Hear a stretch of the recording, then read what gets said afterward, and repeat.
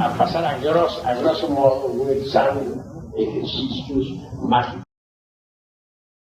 Y luego entraremos en el meollo mismo de la autorrealización. Pero quiero que avancemos en una forma muy práctica. Porque necesitamos ser prácticos. Solamente nos vamos a quedar nada más que en la teoría. Vamos para necesitamos ser prácticos, en un sentido. Y la misma autorrealización íntima del ser es cuestión de práctica. Bien sabemos nosotros que en el chakra entre las dos cejas, en la región del entrecejo, hay una glándula muy importante. Quiero referirme esta vez a la glándula pituitaria. Ella secreta 7 clases de hormonas. En la medicina se usa la pituitrina.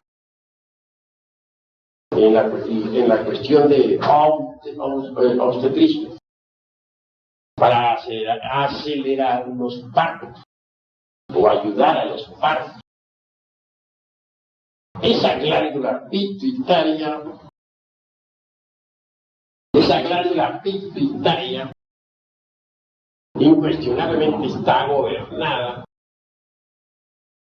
por Venus. Y Venus se haya asociado con el cobre. Así pues que en esa glándula hallamos nosotros. Y desde el punto de vista psíquico, un chakra, o centro magnético. Este chakra tiene 2 pétalos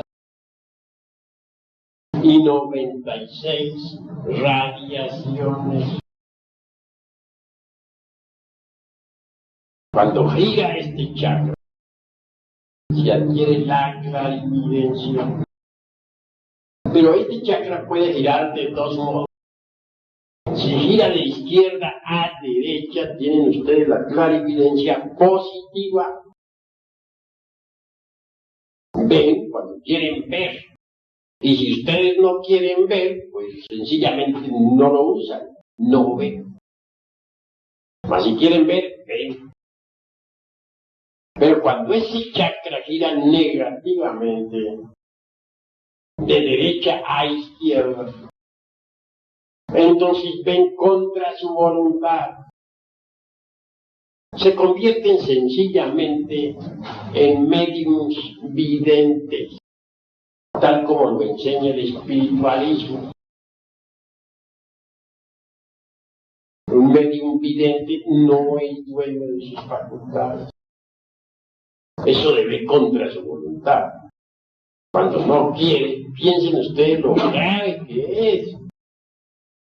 Bueno, es que uno se concentre y pueda ver, pero por su voluntad. Pero eso debe ir contra su voluntad, de manera que está tranquilo. De pronto se prende un monstruo de la sala, lo ataca, y él, si está en medio de una reunión con gente muy decente y tal, y ante el monstruo se sorprende, da unos cuantos alaridos, unos cuantos gritos, sale corriendo, la gente se queda mirando y a ver qué pasó. Cuando muchos lo llevarán a donde el psiquiatra, y de ahí al manicomio. Ese es el caso del medium vidente. Sí, pues hay que hacer girar ese chakra de izquierda a derecha, positivamente, para que se formen una idea mejor. Ese chakra se hace girar en la misma dirección de las manecillas de un reloj, pero cuando vemos al reloj de frente, no de lado, sino de frente. Si lo miramos frente a frente, vemos cómo gira. Así debe girar ese chakra, izquierda a derecha. Es fácil desarrollar. Sencillamente uno coloca, vean ustedes, coloca uno pues un vaso, ahí. Se sienta uno cómodamente. En el fondo del vaso pone un espejito pone también algunas gotas entre el agua del azogue o mercurio. Bien sabemos en ciencia oculta el valor del mercurio. Ponen algunas gotas entre esa agua para que se cargue con mercurio. Después, sentado uno cómodamente a cierta distancia, se concentra uno en forma tal que la mirada atraviese el cristal y caiga exactamente en el centro del espacio, en el centro exacto de la circunferencia. Hay un mantra que hay que pronunciar. Es el mantra de los misterios Chiago, que se pronuncia Isis. Se reparte en 2 sílabas.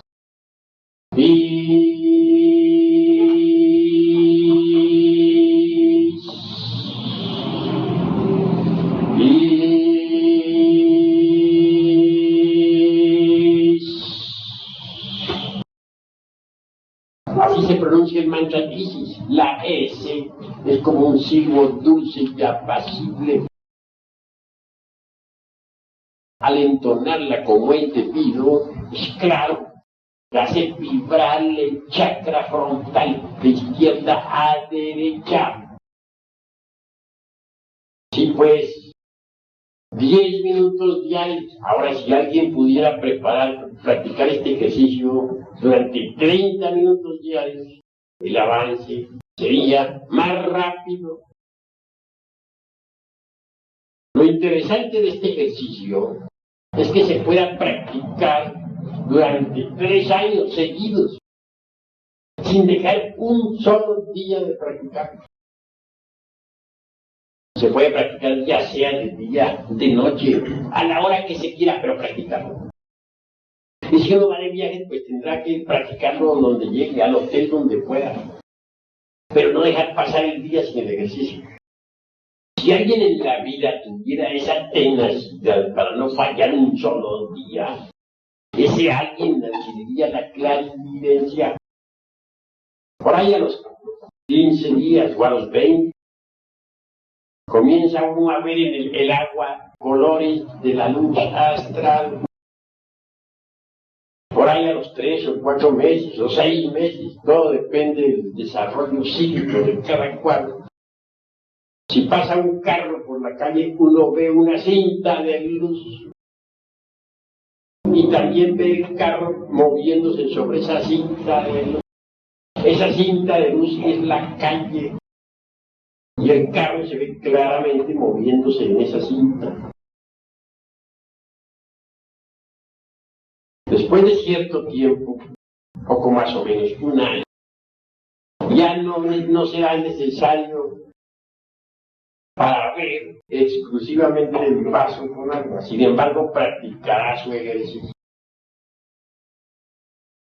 Después de unos 3 años, ya no necesitará el vaso para nada. Podrá ver directamente en la luz astral. Le bastará querer ver y verá. Ya tendrá entonces la claridad. Obviamente, cuando se llega a ese grado, ya se ve el aura de las personas con una naturalidad sorprendente. El azul, por ejemplo, indica espiritualidad. Un aura verde, bien verde, indica desconfianza o celos. Por ejemplo, verde brillante, escepticismo. El gris plomizo, egoísmo. Un gris moreno, pero no plomizo, tristeza, melancolía. El rojo centelleante, guía. El rojo color de sangre, muy sucio, lujuria. El negro, odio. El amarillo, inteligencia. El anaranjado, orgullo. El violeta, mística, trascendental, elevada. etc. Y pues llega el día en que uno ve el aura de las gentes, pero tiene que estar siempre usando ese órgano para que funcione, porque órgano que no se use se atrofia. ¿Cómo se usa? Hay que cerrar los ojos y tratar de ver con el chakra frontal, romper las tinieblas, por decirlo así, para ver la luz astral, para ver las auras de las gentes. En principio, el aprendiz de clarividente resulta, dijéramos, muy entrometido en vidas ajenas, y esa mala costumbre hay que dejarla. Tiene la tendencia a ver el aura de fulano para ver si es cierto que está con fulana, o a ver el aura de fulana a ver si se le está jugando sucio con sultano. Nota que eso es gravísimo, porque así no se desarrollan las facultades. No, para que se desarrollen los poderes, se necesita pues aprender a respetar a los demás, no meterse en la vida privada de las gentes. Aunque a simple vista vea el aura de las personas, saber disimularlo, decirlo, saberlo callar, ver la cosa y guardar silencio. Si así procede uno, se desarrolla armoniosamente el chakra ese espléndido de la clarividencia. La meditación también desarrollará ese chakra. Acostarse uno en su cama, tranquilo, con la cabeza hacia el norte. Relajar bien su cuerpo, que ningún músculo quede en tensión. Enseguida, imaginarse una tierra fértil, lista para ser sembrada. Imaginarse que está depositando la semilla de un rosal en esa tierra. Imaginarse que esa semilla está germinando, que va creciendo, que va desarrollándose, que va echando espinas y hojas, hasta que al fin un día aparece la flor, la rosa, símbolo viviente del lobo solar.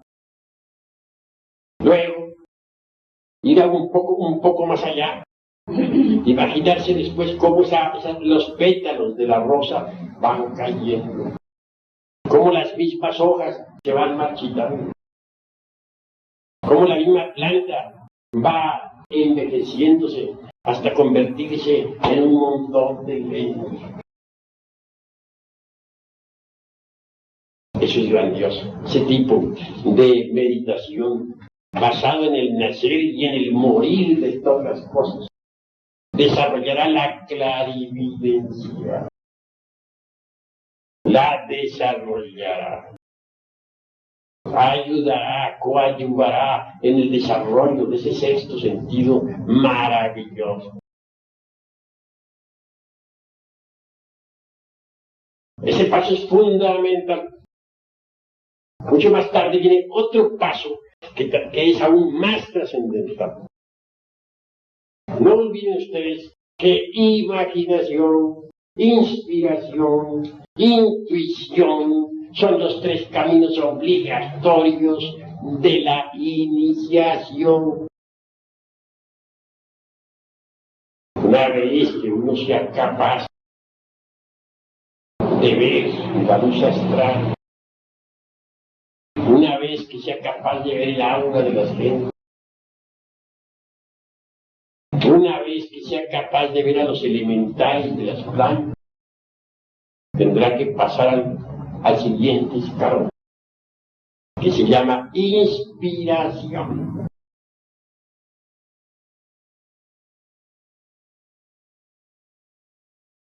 Continuando con el ejercicio sobre el nacer y el morir de todas las cosas, podemos también alcanzar el peldaño de la inspiración.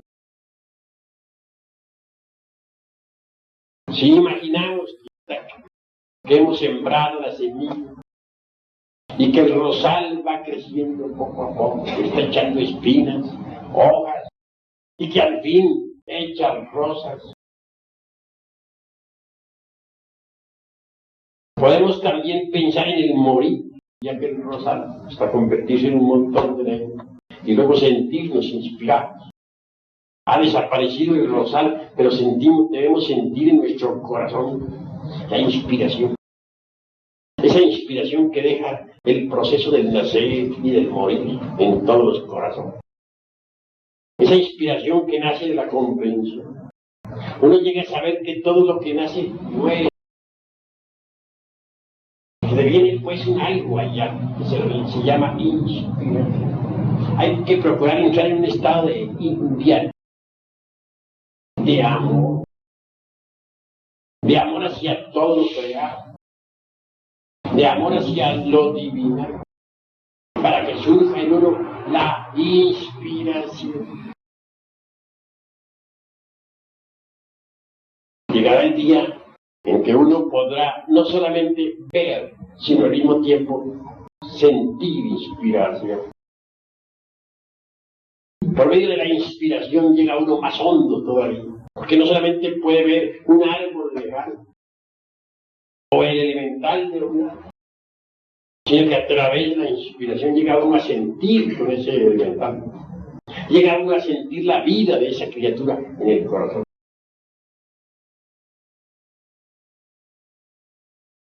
Imaginación e inspiración e intuición. El tercer peldaño es la intuición. Cuando uno es capaz de imaginar algo, cuando es capaz de sentirse inspirado y de llegar hasta derramar lágrimas al contemplar ese algo. Entonces siente ya también algo más profundo, más hondo. La voz del silencio, de que hablara Elena Petronila Blavatsky. La intuición. La intuición es maravillosa. Por medio de la imaginación puede ver un mundo más rápido. A través de la inspiración puede llegar uno al mundo mental. Pero la intuición lo lleva a uno mucho más lejos. La intuición lo lleva a uno al mundo del espíritu puro. Entonces puede uno contemplar allá el espectáculo de la naturaleza, del universo. Ver a la naturaleza, al universo, tal como es. Moverse en el mundo.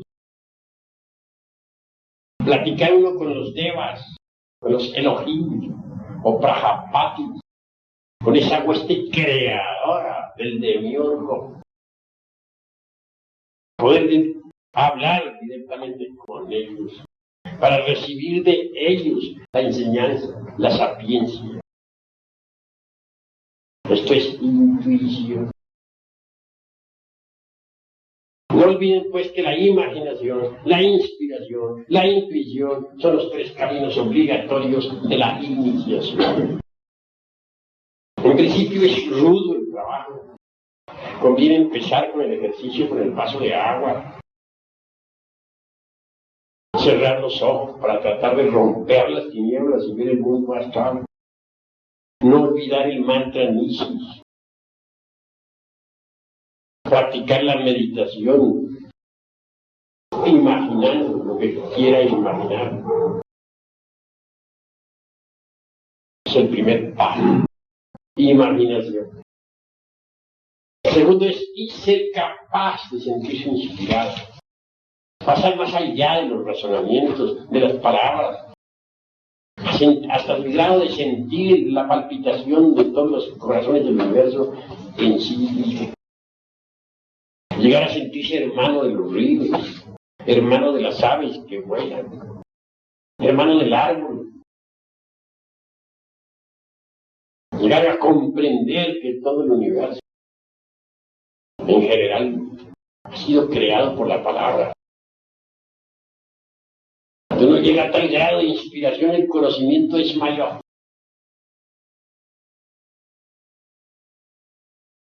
Por ese camino de inspiración, de oración, de exaltación, Se consigue penetrar en el reino de la intuición. Ese es el reino del espíritu puro. No sería posible entender realmente a los seres estrictamente espirituales que viven allá en la región de los Elohim si uno no pudiera desarrollar la intuición. ¿Cómo entendería uno? Si es que ellos hablan en cierta forma, de cierta manera, que si uno no es intuitivo, pues no entiende. Hay que saberlos entender. Todavía recuerdo hace muchos años, tal vez unos 40, 45 años atrás.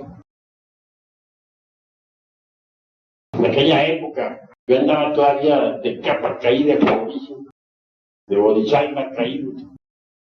Sin embargo, es obvio que no había perdido mis facultades. Y en el mundo astral se me ocurrió invocar nada menos que al ángel Baruch, que fue el maestro, instructor de Jesús de Nazaret.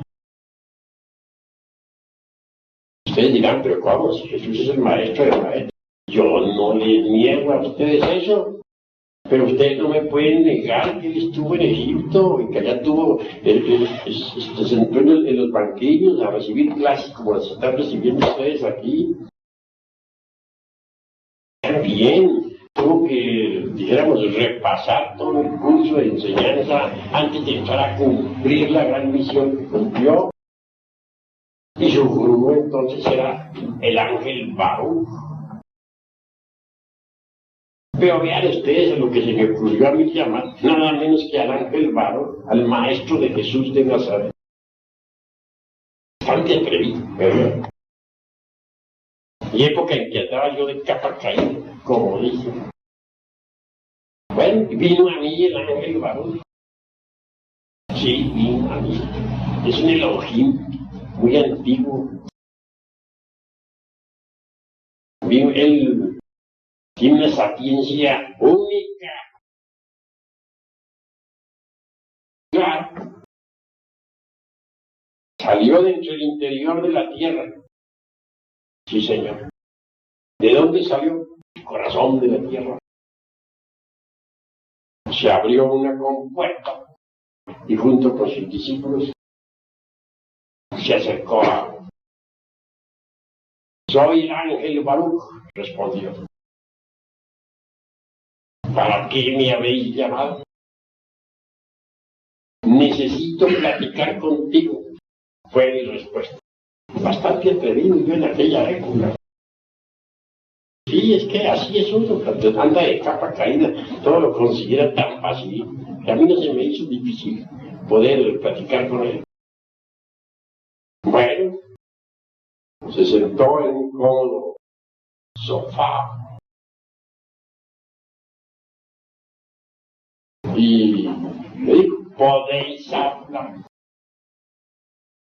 en ese lenguaje que ellos tienen, que no es un lenguaje seco como el que nosotros por acá abajo, sino dulce, podéis hablar. En ese momento parecía el ángel Baruch, una hermosa doncella. Pues bien sabido es que todo ser divino tiene dos almas. El alma espiritual, que es femenina, el alma humana, que es masculina. Él puso a flote su alma femenina, es decir, su valquiria, para platicar conmigo. Lo primero que le dije fue lo siguiente: necesito una clave para despertarle la clarividencia instantáneamente a cualquier ser humano. Maestro se quedó, o aquella damita, dama maestra, se quedó mirándome y me responde: no puedo daros esa clave. Bueno, entonces necesito otra clave. ¿Cuál? Necesito una para que todo ser humano pueda salir instantáneamente del cuerpo físico y lo astral. Cada vez que le dé la gana. No era muy cierto, no eran muy hermosas las frases que yo estaba utilizando, ¿no? No eran, por cierto, la frase que debe usar en mi iniciada. Claro, tenía el yo bien gordo. ¿Qué más se podía esperar de mí? Entonces responde el maestro: tampoco puedo daros esa clave. Entonces, de perdida, estaba yo en aquella época, hace unos 45 años, de capa caída, pues yo había venido a este mundo como Gonzalo caído. Le dije, bueno, entonces una clave como para levantar dinero. Pues bien mal estoy. El maestro responde otra vez: tampoco puedo daros esa clave. Pero claro, me quedé mirando a aquella dama inefable, acostada en un cómodo diván, con una hermosa cinta en la cabeza, ¿no? Pues francamente, ¿no? Pues uno, como es hombre de sexo masculino, ¿no? Pues me pareció hasta guapita, ¿no? Me iba pareciendo cada vez más simpática, ¿no? Lo único que no le dije: estás guapa, ¿no? No, hasta ya no llegué. Pero sí en mis adentros sentía que como que estaba muy simpática, ¿no? Bueno. Al fin el maestro, yo estaba contemplándola y cada vez me parecía más guapa, ¿no? Y verdad que se veía bellísima. Pero muy pronto hube de ser sorprendido por algo terrible. Eso sí no lo guardaba yo. Resulta que estaba yo viendo a la valquiria del alma espiritual, que es femenina. El maestro echó su alma espiritual para el fondo de su conciencia superlativa y puso a flote su alma humana, la cual es masculina. Al ponerla a flote se verificó el cambio, naturalmente. Entonces me encontré ante un anciano terrible que lanzaba rayos y truenos por todas partes con el cetro de mano. Yo quedé pues asombrado, eso de que estoy contemplando una bella damita inefable que está pareciendo guapa, de pronto se me transforma en un varón terrible que lanza rayos y centellas. Eso no fue una sorpresa, eso fue terrible como sorpresa. Comprendí que estaba metiendo la pata. No me queda más remedio que pedir perdón, nomás. Sí, yo francamente todo humillado en tierra me prosterné, ¿no? Mordiendo el polvo y pidiendo 50,000 perdones, sabidos y por haber, perdóname, le decía, no vuelvas a tener esa clase de pensamientos, 50,000 cosas. Aquel velado en su manto de púrpura. Jolín. Luego me bendijo. La bendición basta. La bendición basta. Después de bendecirme, habló con una perfección única. Me dijo: estáis mal acompañados. Se refería a los yoes que cargaba ahí, que no eran unas mansas palomitas. Sí. Y luego me dice algo más: hubo un poco de falta de respeto, pero mientras el amor persista, todo está bien. El amor todo lo perdona. Yo, pues, inclinado, prosternado, reconociendo mi mentira de patas, pero no me quedaba más remedio, humillado.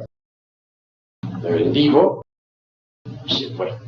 Me quedé mirando esa perfección de criatura. Bueno, humano, puro. Sus discípulos, otros ángeles. Los ángeles, tienen discípulos ángeles. Inmediatamente, el maestro abrieron una compuerta. Descendió por ahí hacia el corazón de la tierra. Y ahí, al infinito. Yo me quedé perplejo. Pues a corregirme, no me quedó más remedio. A corregirme. Corregir la palabra. Por ahí comencé. Toda la gente está hablando de don Raimundo y todo el mundo Y desde ese momento en adelante, al haber visto esa perfección en la palabra del ángel varón, empecé a corregirme, a hablar con más cuidado, a no murmurar sin nadie, a amarrarme la lengua aunque por dentro estuviera que me reventaba, pero callarme, hablar estrictamente la verdad. Desde ahí para acá sentí que ese ejemplo era para mí espantoso y fue espantoso. Me resolví a cambiar, de verdad. Comprendí que estaba en el lodo. Realmente venía mal acompañado, como él me lo dijo. Multitud de yoes perversos cargaba en mi interior. Y es obvio que tuve que dedicarme a disolver esos yoes. Al platicar con el ángel varón, si no hubiera tenido yo un chispazo de intuición, no hubiera entendido. ¿Por qué no quiso? ¿Por qué me dijo, estáis mal acompañados?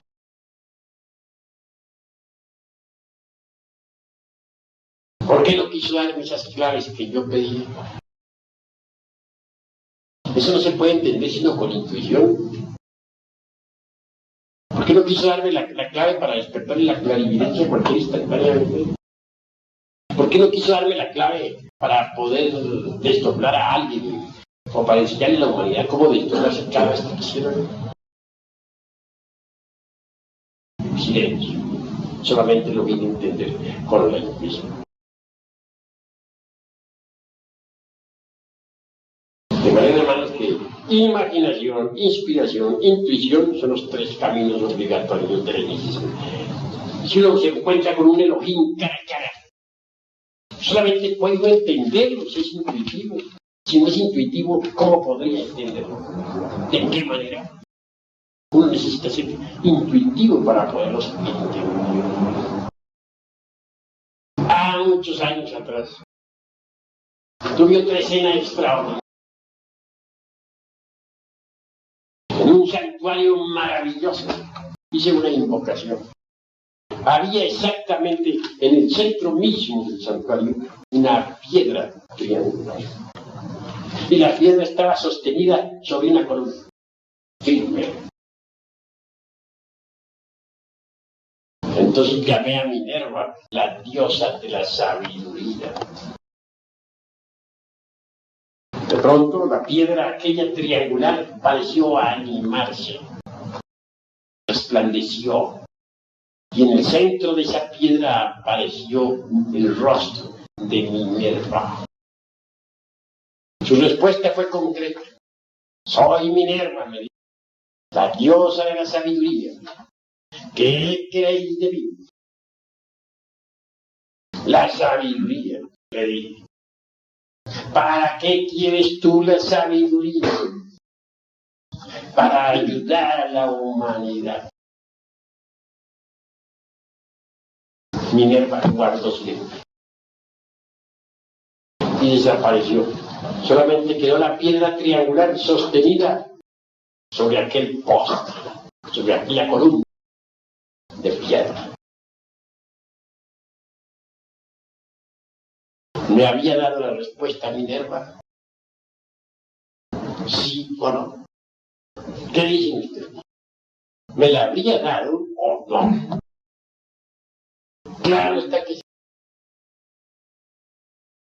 Recuerden que el silencio es la elocuencia de la sabiduría.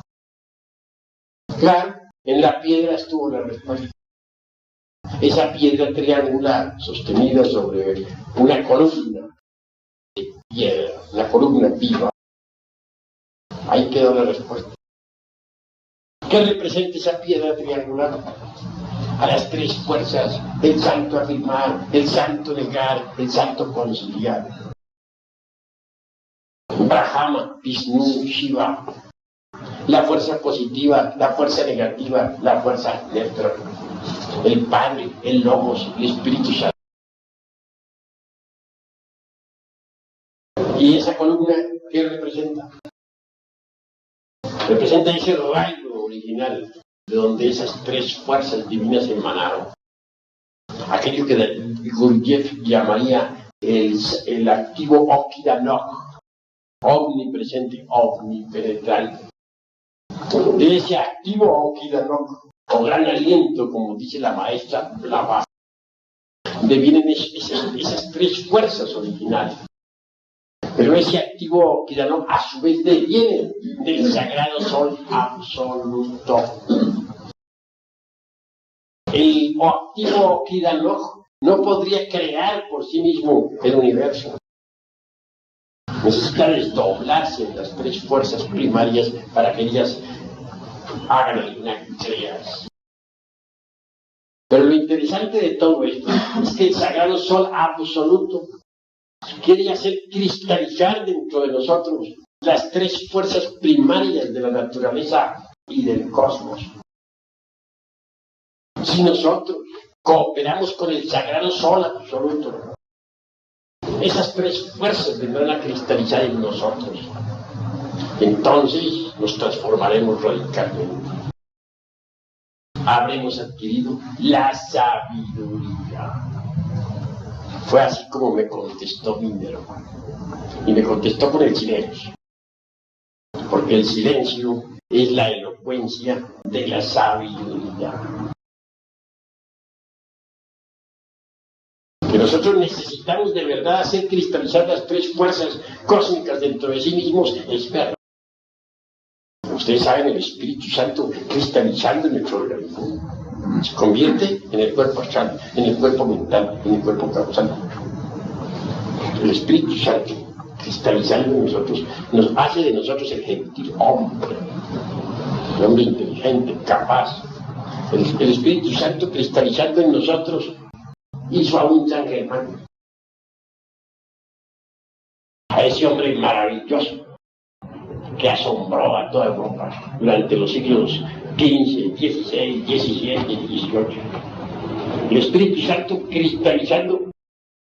cristalizado, su Cagliostro, el hombre que transmutaba el plomo en oro y hacía diamantes de la mejor calidad.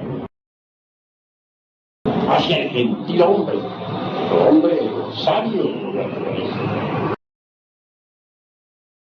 El Cristo cristalizando en nosotros hacia un Jesús de Nazaret, hacia un Hermes Trismegisto, hacia un Gautama, el Buda, hacia un Quetzalcóatl, hacia un Krishna, hacia un Zoroastro o Zaratustra. Y el Padre cristalizando en nosotros a un anciano de verdad.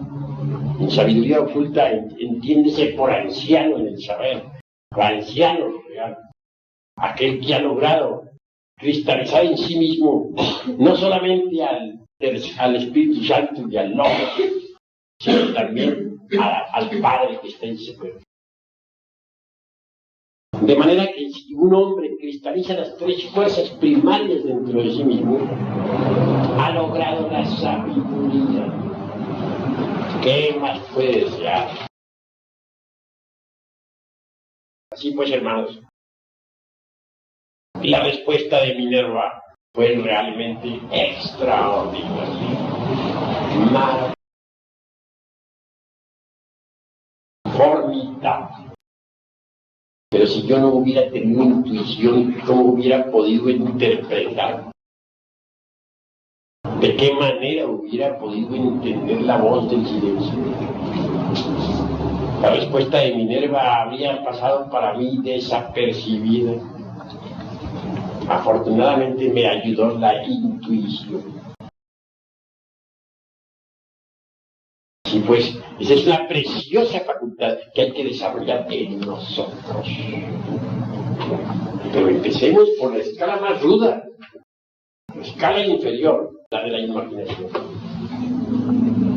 Prosigamos después con la inspiración antes de entrar en el reino de la intuición. El ejercicio que les he dado para la imaginación es sencillo. También les da un mantra, también les he explicado la meditación. Cómo usar la imaginación, cómo desarrollarla. Hay dos tipos de imaginación. Existe la imaginación mecánica y existe la imaginación consciente. La imaginación mecánica no sirve, es la fantasía. Y la fantasía está formada con los desechos de la memoria. Por lo tanto, no sirve. Se necesita de la imaginación consciente, de la imaginación activa, de la imaginación intencional.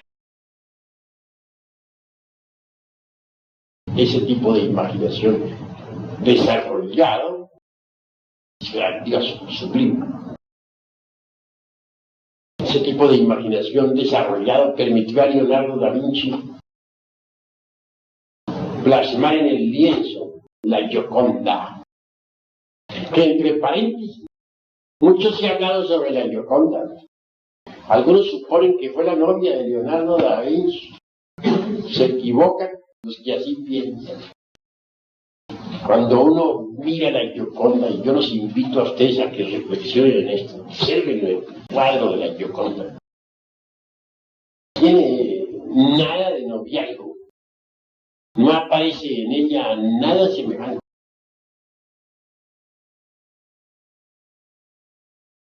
Es un cuadro sublime. Lo mira a uno y siente un éxtasis, un algo en el corazón. Muy distinto a las emociones del tipo inferior. Siente uno un algo sublime, como si se encontrara uno frente a frente de un deituso, de un ángel. En la Gioconda no hay nada de voluptuosidad, ni de erotismo, ni de coquetería o algo que se pudiera parecer a cosa humana. No hay nada de eso en la Gioconda. Se necesita ser intuitivo para entender lo que es la Gioconda. Leonardo da Vinci, su influencia translúcido, captó la imagen de la Gioconda. Pero no es una imagen fantástica lo que él captó. Captó a su propia madre divina Kundalini. Y esa es la que pinta en el lienzo. Es su madre divina. ¿En qué me baso yo para decirles a ustedes que la Gioconda es la madre divina Kundalini de Leonardo da Vinci? ¿En qué me baso? Me baso en que soy alquimista y cabalista. Ustedes miran el cuadro de la Gioconda, verán dos caminos. Allá al lado y lado de la figura central. Uno de esos caminos es espiraloide, el de la izquierda, y va al agua.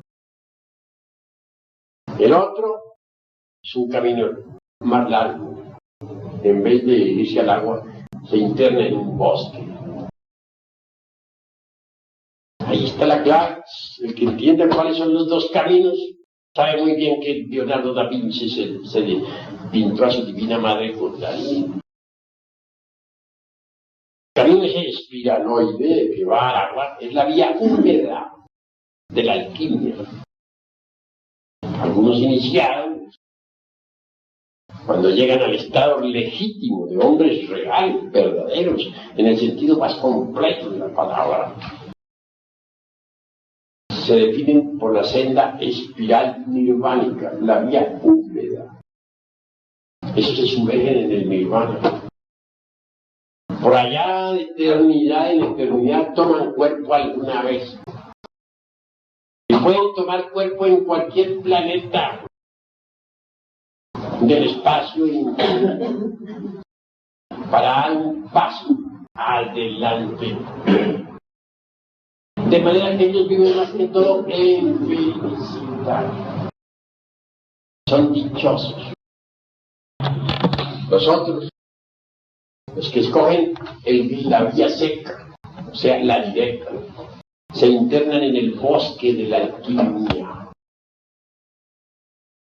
Leonardo da Vinci pinta a su divina madre Kundalini entre los dos caminos. De la espiral, o sea, la vía húmeda, y entre a ese otro, de la directa, que se interna en el bosque de la alquimia. Obviamente, solo con la ayuda de la Madre Divina Kundalini puede uno avanzar en cualquiera de las dos vías, sea en la vía húmeda o sea en la vía seca. Los alquimistas, hablando el lenguaje simbólico, alegórico, dicen que en la vía húmeda el trabajo se puede realizar en 18 meses. Pero resulta que afortunadamente somos alquimistas y conocemos el lenguaje de los alquimistas. Debido a eso, podemos afirmar en forma enfática que la Gioconda de Leonardo da Vinci es su propia Madre Divina Kundalini. ¿Y la pintó? Señor, es grandioso. Pues, si él no hubiera desarrollado el translúcido, ¿cómo podría haberla visto? Pero él había desarrollado el translúcido. Aún más, había subido por la escala de la inspiración y había llegado también a la tercera escala, que es la de la intuición. Imaginación, inspiración e intuición son los tres caminos obligatorios de la iniciación. Es necesario que todos ustedes pues vayan comprendiendo la necesidad de empezar por subir, aunque sea el primer escalón, el de la imaginación. Empezar siquiera por ahí. Porque si ustedes comienzan a dar el primer paso por la senda de la imaginación, más tarde dan el paso hacia la inspiración y mucho más tarde hacia la intuición. Pero no se queden embotellados en el intelecto nada más. Porque el intelecto es tan solo un escalón muy inferior. Es necesario, porque es un peldaño muy bajo. Que dar el otro paso y estar en el camino, en el nivel de la imaginación. Y mucho más tarde se da el otro paso que lo lleva a uno al nivel de la inspiración. Y mucho más tarde da el otro paso que lo lleva al reino de la inspiración. No quedarse embotellado en el intelecto. Ese es el error de muchos que fracasan en estos estudios, porque se quedan enfrascados nada más que en el intelecto. Y el intelecto jamás puede llevarlos a la iluminación. ¿Cuándo? ¿Creen ustedes acaso que el intelecto puede llevar a alguien a la iluminación? Hay los pseudoesoteristas o pseudocultistas que se han quedado embotellados en el intelecto, llegan a viejos sin haber hecho nada, completamente fracasados en estos estudios. Así pues, no nos quedemos en el intelecto. No, empecemos de una vez por dar el paso hacia el reino de la imaginación. Conforme ustedes vayan entendiendo esto prácticamente, pues irán avanzando más y más y más. Hay algunas prácticas que son atrevidas, yo no se los digo a ustedes. Voy a darles una atrevida, a ver si ustedes también se vuelven atrevidos y la hacen. A ver, la que les voy a dar es la siguiente. Colocar un espejo grande frente de ustedes. Al lado derecho se enciende una vela, o una veladora, para ser más claro. Una veladora. Pero en forma tal que la llama no se refleje en el cristal. Magnetizar el espejo fuertemente. Enseguida, concentrarse en el corazón. Sí, en el corazón. Profundamente. Pronunciando los mantras Om, Hum, para abrir el chakra del corazón. Y rogarle a la Madre Divina Kundalini que lo abra. Imaginarse, y ese es un trabajo fuerte de imaginación, que en el corazón hay una caverna profunda, una caverna en llamas, una caverna donde existe mucho fuego. Imaginarse que ahí tiene que aparecer la Divina Madre en figura de serpiente, pedirle a ella que aparezca, además pedirle que aparezca, pero pronunciando los mantras Om, Hum. Cerrar los ojos en meditación profunda, poner un poquito de sueño, un poquito, y ese poquito combinarlo con la meditación. Y si así entre sueños, entre dormidos, entre despiertos, logra ver a la serpiente ahí, entonces ya vista, pedirle a la serpiente que en el espejo nos muestre la imagen de nuestra pasada reencarnación, de nuestra pasada retorno, nuestra pasada existencia, para ser más fácil. Dicho esto, concentrarse en ese espejo, mirando fijamente, sin pestañear, hasta que el espejo, como espejo, desaparezca. Si logramos que desaparezca sin pestañear, entonces aparecerá otra figura en su reemplazo. La figura de nuestra persona, de nuestra personalidad en la pasada existencia. Se necesita más valor. Claro. Si seguimos suplicando a la Madre Divina, le rogamos que nos haga ver esa pasada existencia, tal como sucedió. Si la concentración es buena, podremos llegar a ver realmente la pasada existencia, tal como sucedió. Ese es otro modo maravilloso para llegar a conocer la existencia anterior y las existencias anteriores. Con ese procedimiento no solamente se puede repasar la vida anterior, sino que se pueden repasar todas las vidas anteriores. Eso es práctico. Pero si uno quedara embotellado nada más que en el intelecto, no consigue nada, porque el intelecto no sirve para eso. El intelecto es útil, sí, muy útil. Todos lo necesitamos. Pero dentro de su órbita, un planeta también tiene existencia y es útil dentro de su órbita. El átomo dentro de su órbita, está correcto. Pero si un planeta saliera de su órbita, provocaría una catástrofe. Sería inútil. Así también una facultad cualquiera fuera de órbita es inútil. El intelecto es útil dentro de su órbita. Fuera de su órbita no sirve. Pero el error de nosotros es creer que sí sirve y que con el intelecto tenemos que llegar a ver los misterios de la vida y de la muerte, etcétera, etcétera, etcétera. Y eso es falso. No quiero decirle que destruyamos el intelecto, no, eso no es lo que estoy diciendo. Lo que estoy diciendo es que lo dejemos dentro de su órbita y que subamos de verdad por los caminos de la imaginación, de la inspiración y de la intuición.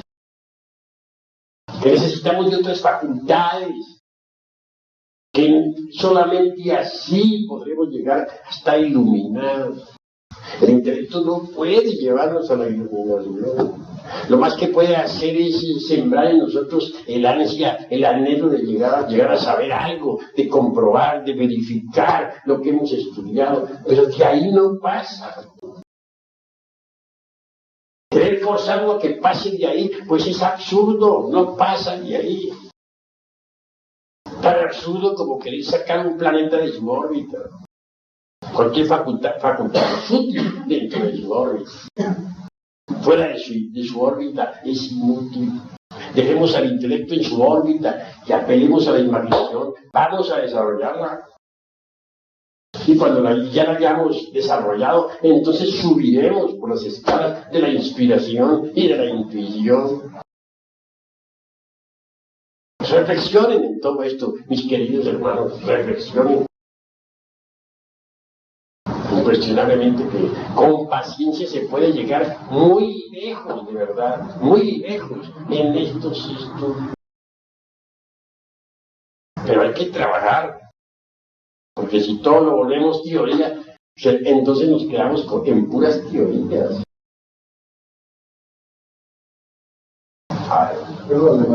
La pregunta, para magnetizar el espejo. Para magnetizar el espejo se necesita la concentración, tenerla sencillamente magnetizar. Bastaría extender la mano sobre el cristal y comenzar a luchar porque en nuestro fluido magnético impregna el espejo. Con solo querer hacer eso, el espejo queda impregnado por ese fluido magnético.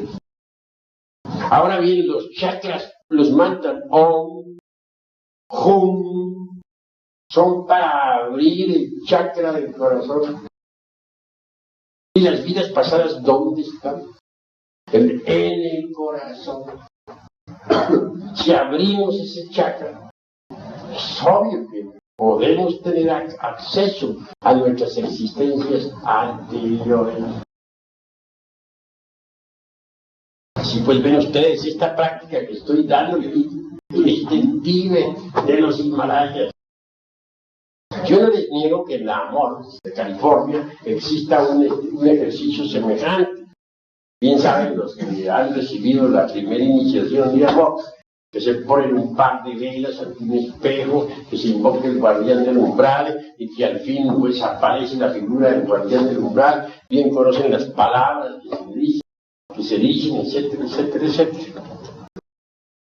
No, este ejercicio es diferente.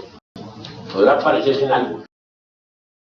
El ejercicio ese, o la práctica esa que da en Amok, no es sino una desviación de la práctica tibetana. Yo se las estoy enseñando a ustedes como la enseñan en el Tíbet, los tibetanos. Y no se usan dos velas, sino una veladora nada más, del lado derecho, pero en forma tal que la llama no se refleje sobre el espejo, que lo alumbre, pero que no se refleje.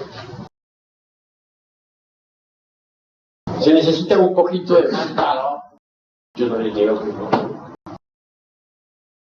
Eso de ver que se desaparece el espejo, ya al fin aparece otra persona ahí en lugar del espejo. Si no se tienen los nervios bien templados, pues viene un colapso. Se da el changazo aquí.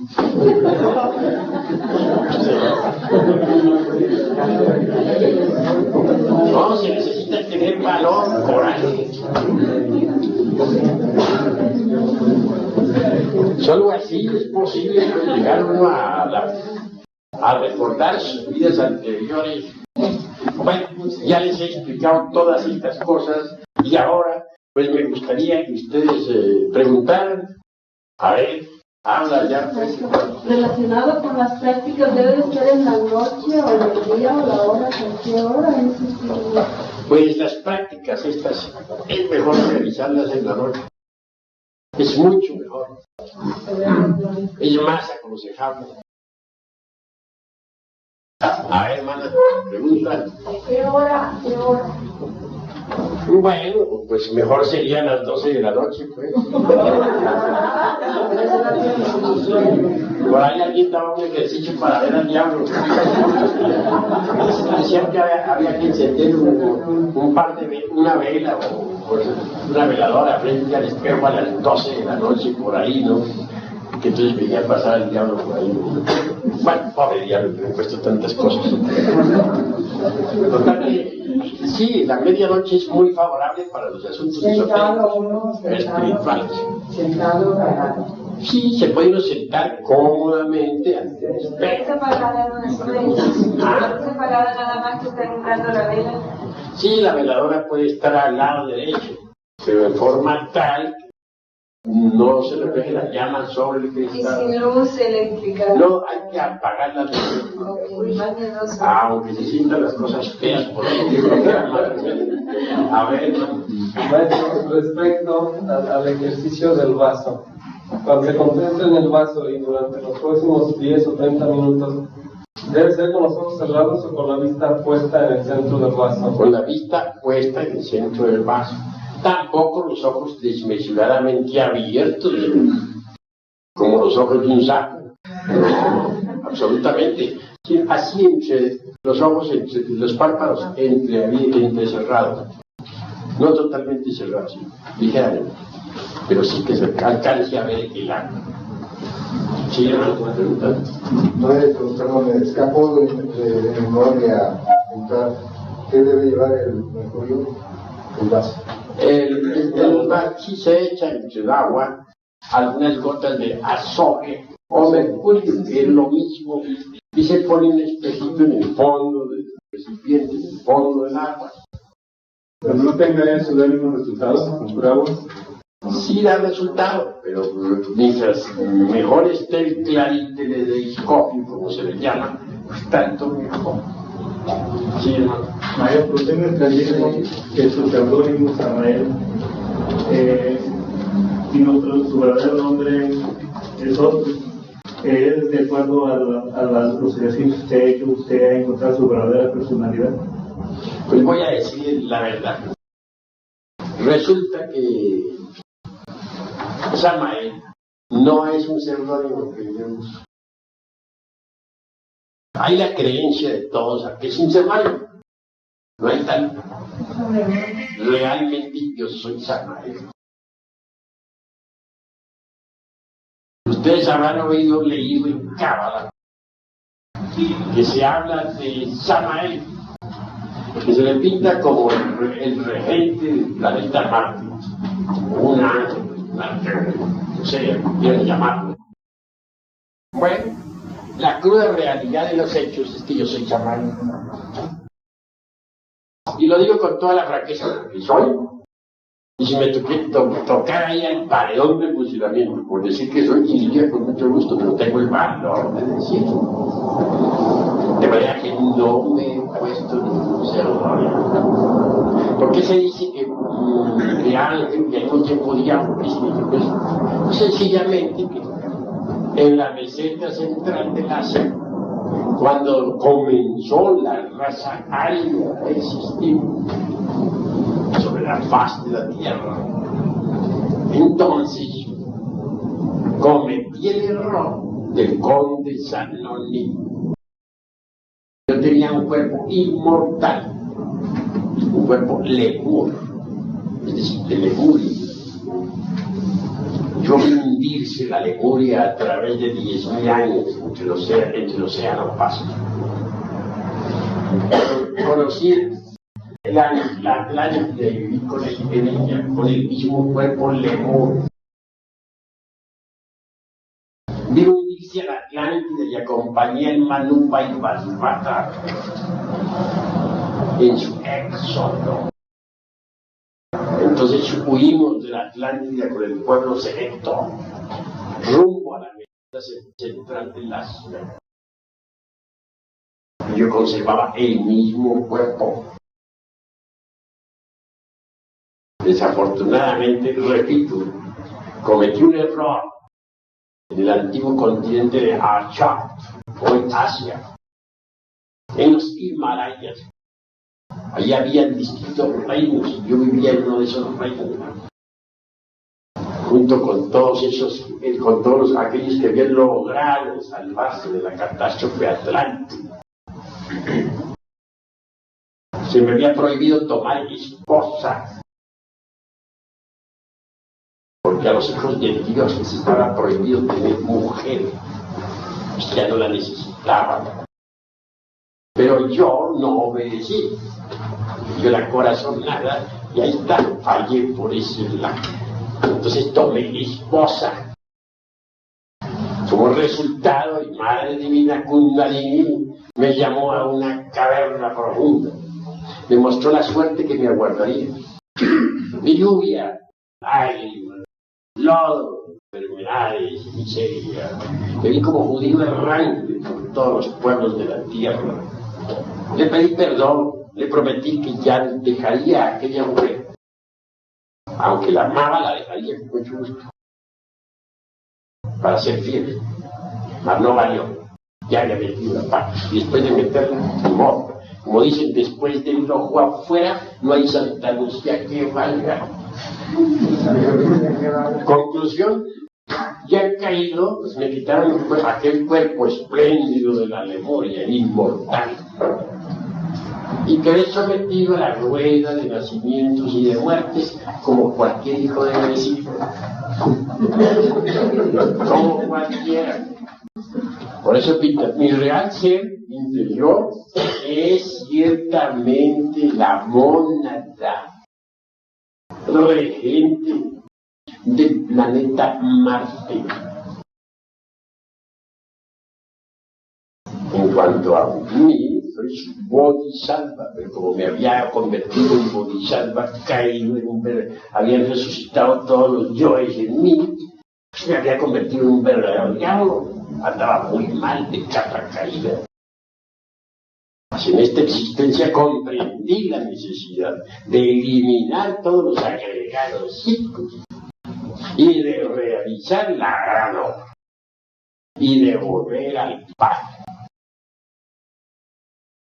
De manera que estoy hablándoles a ustedes con el corazón en la mano. Soy Samael. Aún peor es el nombre mío como Bodhisattva. Y Samael es el nombre de mi chispa interior, de mi mónada. Estoy consciente del amanecer de la vida. Yo asistí a la aurora. Estoy aquí con la humanidad desde que rayaba la aurora, desde que el corazón del sistema solar comenzó a palpitar después de la noche profunda del gran Pralayá. Vine aquí porque aquí me mandó mi Dios interior profundo, Padre que esté en secreto, con el propósito de servir a la humanidad. Y creo que estoy sirviendo, estoy trabajando por la humanidad. Permanecí unos cuantos siglos caído, ¿cómo no? Pero gracias a Dios ya me levanté del lodo de la tierra y estoy dedicado a hacer la gran obra del Padre. Pues yo digo lo que he experimentado. Estoy metido entre este cuerpo para ayudar a la humanidad. Pero en nombre de la verdad les digo, soy el arcángel Samael. Si la gente no cree, no importa. Si se ríe, tampoco me importa. Yo cumplo con decir lo que soy, cuando se me pregunta. Sin importarme, si creen, si no creen, si se ríen, si dudan. Allá ellos. A mí lo único que me toca es decir lo que soy cuando se me interroga. Y enseñar la doctrina a la que he venido. La que he venido a dar por orden del Padre. De mi Padre. Eso es todo. Adelante. ¿Cuánto tiempo nos falta? Estoy hablando en años convencionales para el próximo gran cambio. La próxima catástrofe está bastante grave. ¿Qué es lo que han dicho las Sagradas? Que el día ni la hora nadie la sabe, ni aún el Hijo, ni los ángeles del cielo, sino el Padre. Solo el Padre la sabe. Mas sí sé decir una cosa, que el Evangelio de Mateo no se equivoca. Mateo según la ciencia. Ahora claro, cuando vienes a Jerusalén rodeada de ejércitos, vienes por donde quiera rumores y hay de guerra. En fin, pinta toda la cosa que está sucediendo ahora, es porque la hora se hace. De manera que entonces Ya Jerusalén está rodeada de ejércitos, hambres y pestilencias por donde quiera, terremotos de toda especie. Es pescar. Entonces los tiempos del fin han llegado. Considero que antes de poco es la catástrofe. A ver. Voy a insistir. ¿Hay alguna relación entre nuestro periodo de vida y el plan de probable realización con objeto de lograr la iniciación, cuando menos? Pues sí. Precisamente un día de esos tantos, platicaba con mi madre divina Kundalini y me decía ella: ya todo está perdido. El mal del mundo es tan grande que ya llegó hasta el cielo. Y de Babilonia la grande, la madre de todas las fornicaciones de la tierra, no quedará piedra sobre piedra, todo será destruido. Entonces, yo algo asombrado le dije: bueno, entonces, madre mía, estamos metidos ante un callejón sin salida. ¿Quieres hacer un negocio conmigo? Fueron las palabras de ella. Sí, quiero hacerlo. Bueno, tú abres el callejón sin salida y yo los mato. Ya está hablando en ese lenguaje, en ese idioma la madre de Dios. De manera que ya no hay remedio. Pero hay otra cosa más. Estamos abriendo el callejón sin salida.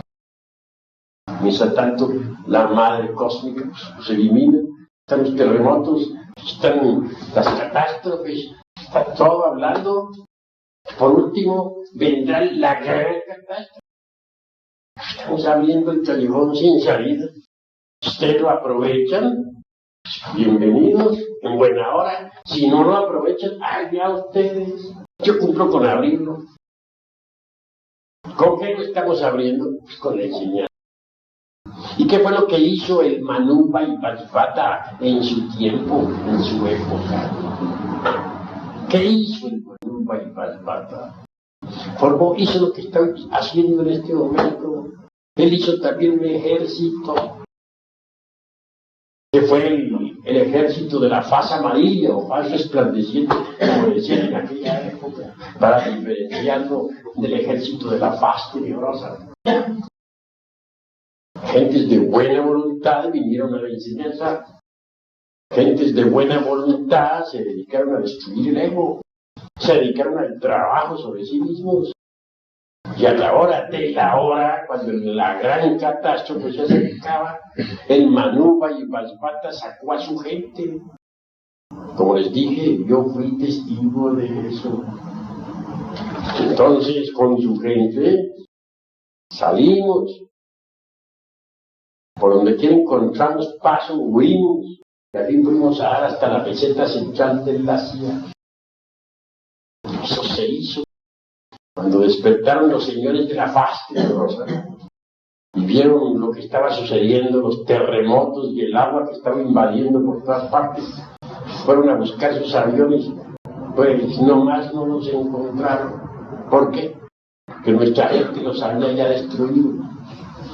De lo contrario, nos hubieran seguido con sus aviones. Sin embargo, intentaron, a pesar de todo eso, perseguirlos. Hasta mataron a algunos de los nuestros, pero perecieron entre las aguas. Eso se está haciendo. Se está haciendo un pueblo. Y si hoy todos no creen, en aquella época tampoco creyeron. Y si hoy se ríen, en aquella época también se rieron. Y si hoy dicen que estamos pasando de maracas, en aquella época también dijeron lo mismo. ¿Y qué? Es lo mismo. Es la ley de recurrencia. Pero al fin vendrá la catástrofe. Ya el Cólugo se acerca. Dicen que pertenece al sistema solar de Tiro. Yo digo que pertenece a ese sistema. Es un mundo como 6 veces más grande que Júpiter. Pasará por un ángulo de nuestro sistema solar. pasarán demasiado cerca a la Tierra. Y obviamente, pues, producirá una revolución en los ejes de la misma. Entonces, lo que era Ecuador viene a convertirse en polos. Lo que era polos viene a transformarse en Ecuador. Pero el solo acercamiento del Cólogos es más que definitivo, porque jalará el fuego del interior de la Tierra y aparecerán volcanes por donde quiera. Se intensificarán los terremotos. Y recuerden ustedes lo que dice la doctrina secreta de Anáhuac, que los hijos del quinto sol perecerán por el fuego y los terremotos. Y nosotros somos los hijos del quinto sol. Y si el Cólogos ya viene, si está a la vista de los telescopios, ¿qué podemos deducir por simple sentido común? Que la catástrofe está a las puertas, ¿verdad? Ahora les voy a contar a ustedes algo extraordinario. Después de haber, cuando yo reconquisté mi presente existencia, digo reconquisté, ya les conté que David, que estaba yo de Gonzalo caído, que tuve que luchar mucho para volver a levantarme. Reconquisté, claro, el grado de adepto calificado. Obviamente fui recibido en el mundo causal, porque el mundo causal es el templo de la gran logia blanca. Y era allí donde tenía que recibirse dentro del templo. Los adeptos hicieron desfiles completamente militarizados. Todos me saludaron con este saludo. Saludo nuestro. Los movimientos dentro del templo fueron completamente militares. Desfilaron significante persona que nada, únicamente para darme la bienvenida, para recibir. Como lo hacen con cualquier adepto que sea recibido en esa región. La transmisión se hizo toda telepática. No vi una sola sonrisa en todos los adeptos. Allí habían adeptos chinos, alemanes, ingleses, franceses, de todas partes del mundo. Adeptos que están trabajando en la gran obra de paz. Pero más no había una sola sonrisa en ninguno. Había en ellos todos una seriedad tremenda. Telepáticamente se me hizo toda la transmisión, sin parar. Se me dijo del gran acontecimiento que va a haber y que está ya a las puertas. De los millones de seres humanos que van a perecer por el fuego y el agua y los terremotos. De las guerras que vendrán antes. De las hambres que nos aguardan. De las epidemias. De la terrible desolación. Total, en ellos no había nada de alegría. Ni sonrisas, no había tiempo para sonreír. Sino una severidad terrible.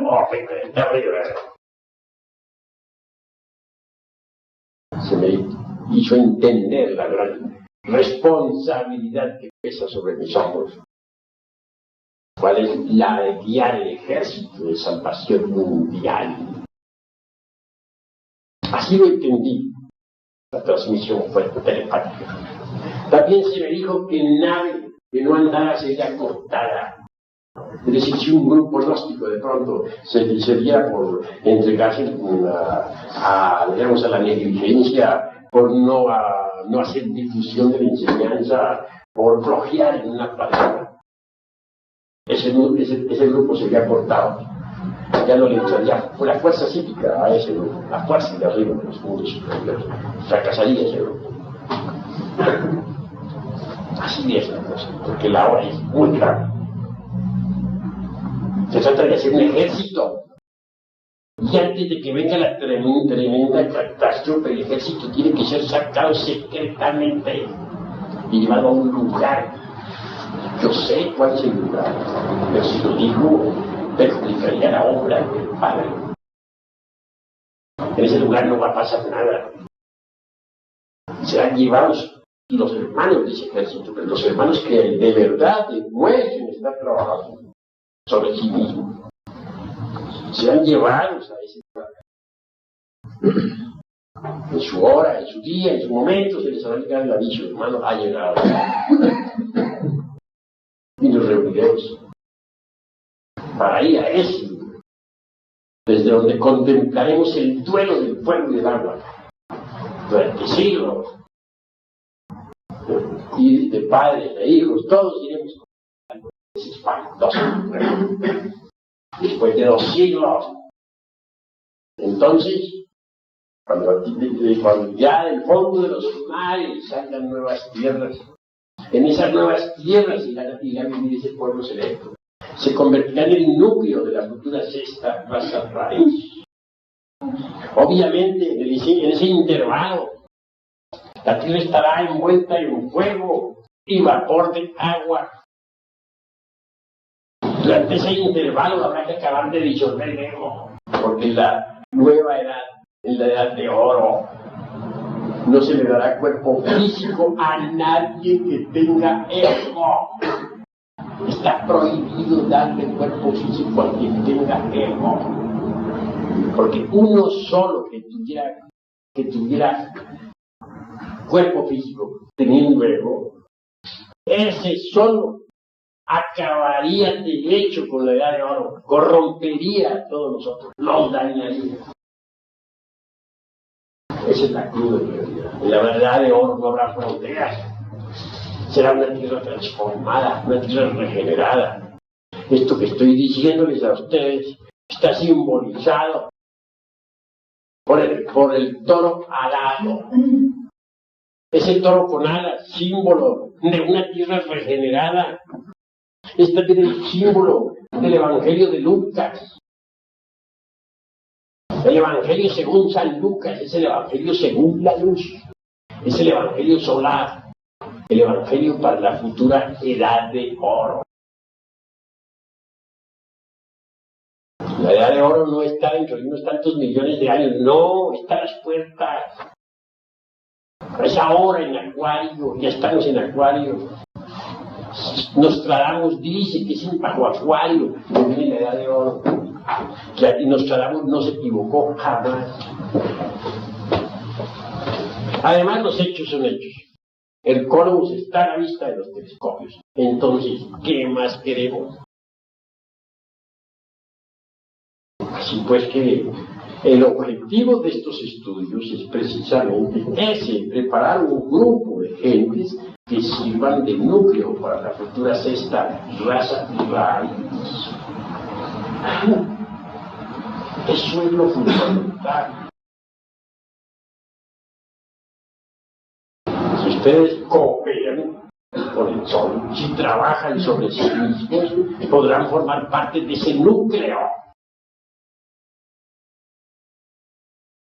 Y maravilloso que lleguen a ustedes a formar parte de tal núcleo. ¿Por qué se llama a esa tierra futura la edad de oro? Voy a decirles que así como tenemos el año terrestre con sus 4 estaciones, primavera, verano, otoño e invierno, así también tenemos el gran año sideral. Nuestro sistema solar tiene que moverse en todo el cinturón zodiacal, darle la vuelta a todo el cinturón zodiacal. Y cuando regresa al punto original de partida, ha terminado el año sideral. El año sideral también tiene 4 estaciones. Primavera, la edad de oro. Verano, la edad de plata. Otoño, la edad de cobre. Invierno, la edad de hierro. Ya el Sol con su sistema solar regresó otra vez a la era de Acuario. Fue de Acuario desde donde el Sol inició su marcha alrededor del zodiaco. Pero ya regresó a Acuario. Entonces, es ahora en Acuario la catástrofe. Durante el viaje mismo, los ejes de la Tierra se van revolucionando, se van retrogradando. Hoy en día ya no coincide el polo magnético con el polo geográfico. Si salimos en un avión rumbo al polo norte, al llegar exactamente al polo, quedará la aguja como norte. Pero si luego bajamos verticalmente, para sorpresa nuestra, encontraremos con que allí no está el polo. ¿Por qué? Que ya no coincide el polo geográfico con el polo magnético. Los polos se han desviado. La realidad de los seres. Con la llegada del arqueólogo se acaba de recibir la revolución y viene la catástrofe. Da a las puertas la catástrofe, pero la gente oyendo no oye y viendo no ve. Hace muchísimos años, cuando yo era muy joven, me revelaron en los mundos superiores esto que aquí estoy diciéndole. Entonces supe que me tocaba cumplir esta misión y me veía así ante ustedes, ante los grupos, diciéndoles esto que estoy diciendo ahora. Y veía con mi facultad clarividente también a arqueólogo. Y me veía a través del tiempo, como más tarde me tocaría hablar de las gentes, decirles esto. Pues veía que muchos me creían y muchos otros me ponían atención, pero no me creían. Dudaban de mí, se reían. Me veía también en las calles a las gentes, no me creían. Pero al fin llegó la catástrofe y acabó con todos. De manera que lo que estoy diciéndoles a ustedes se cumplirá. Así se lo decía yo a los atlantes, se reían.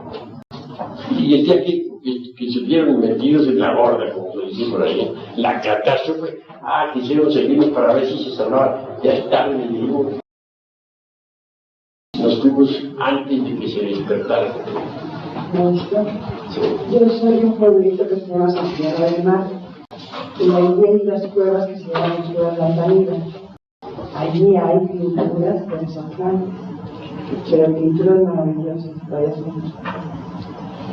que bueno, esto es Santander. Formidable, extraordinario.